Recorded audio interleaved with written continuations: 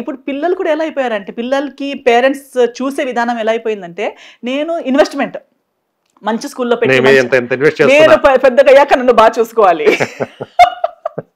So స్వార్థం లేని ఒక ఏమంటారు ప్రాఫిట్ లాస్ అనే ఆలోచన లేదు. అంటే మనతో పాటు మనకే లేదు.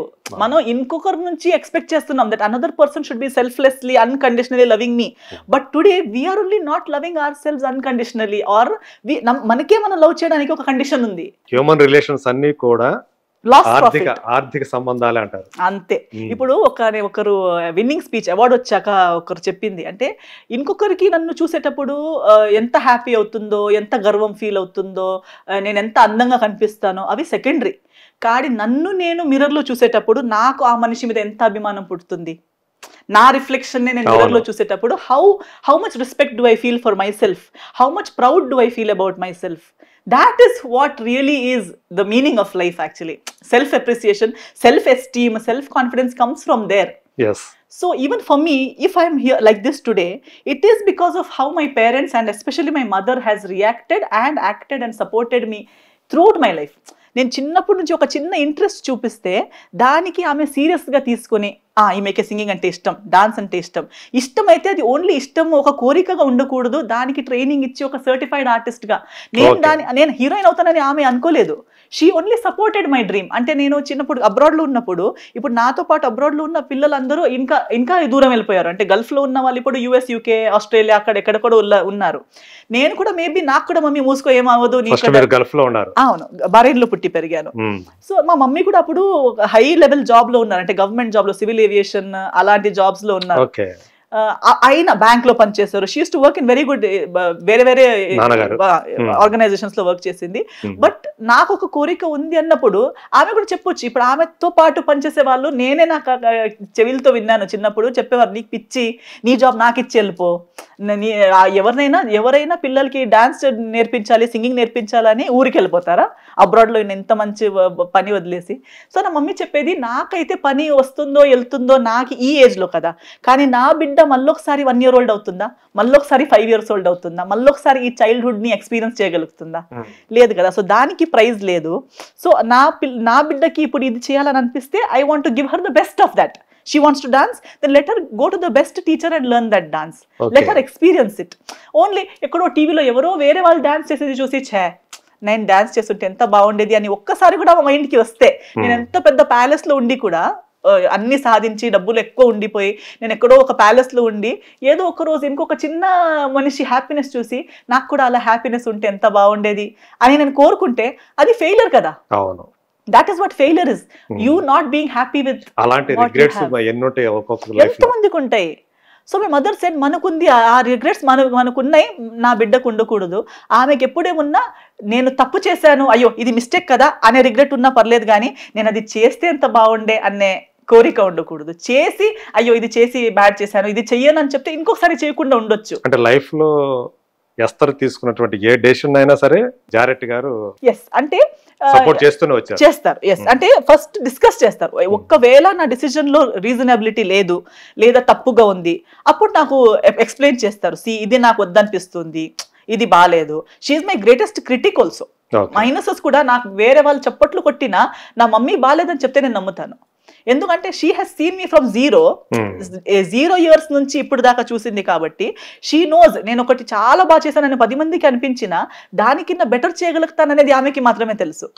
So some times if she says లేదు నాకైతే పెద్ద నచ్చలేదు అంటే నిజంగా అది బాగాలేదనే అర్థం. ఎందుకంటే వాళ్ళు నా బెస్ట్ చూడలేదు కానీ మదర్ చూసింది కదా. So when ever it is a wrong decision also she tells me.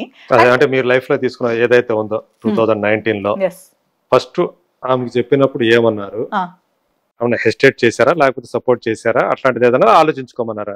అంటే నేను ఇప్పుడు చెప్పేటప్పుడు నేను సడన్ గా ఇప్పుడు డైరెక్ట్ గా చెప్పాను. ఇప్పుడు నేను సినిమా గురించి చెప్పినప్పుడు కూడా చూడండి, నేను స్టేజ్ 1 నుంచి డైలీ చెప్తూ ఉంటాను. సో మా మదర్ కి కానీ మా ఫాదర్ కి కానీ ఏది కూడా సడన్ గా తెలియదు. ఎవ్రీడే తెలిసి ఉంటుంది, ప్రతిదీ తెలిసి ఉంటుంది.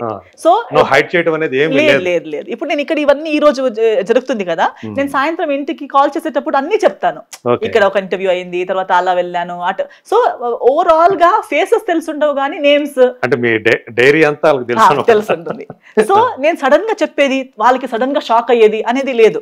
They know everything happening in my life. So we are very and I also know everything. అక్కడ ఏమేమి జరిగింది అనేది కూడా వాళ్ళు కూడా నాకు చెప్తారు. సో చిన్నప్పటి నుంచి ఆ వాతావరణం మనం ప్రతిదీ షేర్ చేసుకుంటూ ఓపెన్ గా డిస్కస్ చేస్తూ, మంచిదైతే ముగ్గురు ఓకే సరే, లేదంటే ముగ్గురు వద్దు.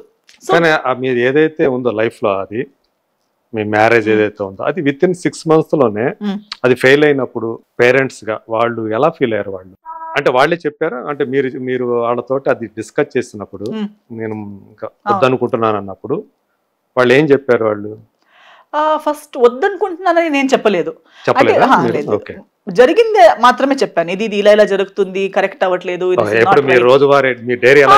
చెప్తాను అంతే. సో ఓవరాల్ గా we all were feeling it is not right, whatever was happening is not right అనేది మనం మొత్తం, my family, my extended family, because of my parents, my extended ఫ్యామిలీకి కూడా తెలుస్తుంది కదా ఇది జరుగుతుంది, కరెక్ట్ లేదు, కరెక్ట్ అవ్వట్లేదని. సో వాట్ నెక్స్ట్ అనేది ఆలోచిస్తున్నాం కానీ డైరెక్ట్ గా అక్కడ వెళ్ళడానికి నేను ముందు కూడా చెప్పినట్టు మనం ఫ్యామిలీ బ్యాక్గ్రౌండ్ లో అలాంటిది ఎప్పుడు చేయలేదు. We have never done something like divorce అనేది మన ఫ్యామిలీలో జరిగిన విషయం కాదు. అది అంత హాయిగా చెప్పడానికి చేద్దాంలే అన్నట్టుగా అంత కూల్ విషయం ఏం కాదు. సో అలా అటు ఎవరు ఓపెన్ గా అది చేద్దాం, డైరెక్ట్ డివోర్స్ దగ్గర వెళ్దాం అన్నట్టు ఎవరు చెప్పలేదు. But at the same time ఎప్పుడు లైఫ్లో నేను చెప్పినట్టు చిన్నప్పటి నుంచి కూడా ఎప్పుడు అలా కాంప్రమైజ్తో, అంటే ఒకటి తప్పు లేదా ఒకటి కరెక్ట్ కాదని చెప్పిన తర్వాత కూడా ముందు మనం ఎప్పుడు వెళ్ళలేదు. Whenever we thought something is not right, we have discussed and either solved it or ended it. రెండిట్లో ఒకటి జరగాలి. తప్పు అని తెలిసిన తర్వాత మళ్ళీ అది లోపల మమ్మల్ని చంపుతూ ఇలా ఏదో ఒకటి బ్రతకాలి కదా అని ఎప్పుడు బ్రతకలేదు.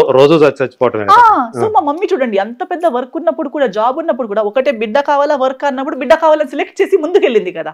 లేదు బిడ్డ కూడా కావాలి, వర్క్ కూడా కావాలి, రెండింటిని కాంప్రమైజ్ చేస్తూ బ్రతుకుతామని సెలెక్ట్ చేయలేదు. మా నాన్న కూడా అలాగే, మన ఎప్పుడు లైఫ్ లో అలాంటి we are either yes or no people. మధ్యలో grey colour, grey shade, black కూడా కాదు, వైట్ కూడా కాదు, అలా ఎక్కువ రోజు బ్రతకలేము. So something had to be done. They first try to sort out, మాట్లాడి సార్ట్ అవుట్ చేద్దాం అన్నట్టు మాట్లాడడం ప్రయత్నించారు, మాట్లాడి సార్ట్ అవుట్ చేయడం ప్రయత్నించారు. అది కూడా కుదరలేదు అనేసరికి then the next we went to the church, we went to the court. అంటే మన చర్చ్ లో కూడా ఒక కోర్ట్ అనేది ఉంటుంది. అంటే ఇప్పుడు హిందూ మ్యారేజ్ యాక్ట్ అని ఉంటుంది, ఒక రిలీజియస్ ఆర్డర్ కూడా ఉంది. సో అలాగే క్రిస్టియన్స్ లో కూడా ఒక ఆర్డర్ ఉంది.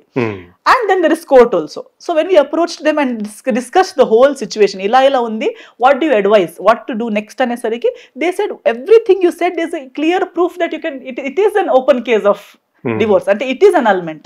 అంటే ఇక్కడ నిజంగా చీటింగ్ జరిగింది, నిజంగా the points that we have mentioned, we have proof backing up to each of the points. So ఆ పాయింట్స్ ఉన్నప్పుడు, బ్యాకప్ ఉన్నప్పుడు ప్రూఫ్స్ ఉన్నాయి, జనాలు ఉన్నారు.